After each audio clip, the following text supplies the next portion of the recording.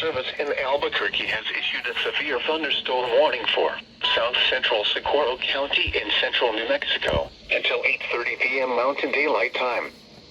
At 7:47 p.m. Mountain Daylight Time, a severe thunderstorm was located over Bosque del Apache Refuge, or 19 miles south of Socorro, moving east at 25 miles per hour. Hazard, 60 miles per hour wind gusts and quarter-size hail. Source, radar indicated. Impact, hail damage to vehicles is expected. Expect wind damage to roofs, siding, and trees.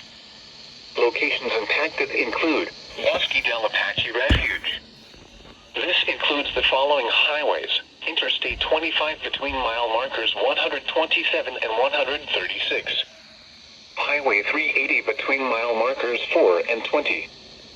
For your protection, move to an interior room on the lowest floor of a building.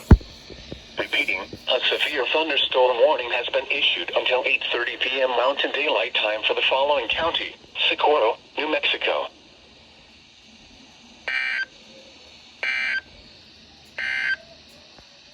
You are listening to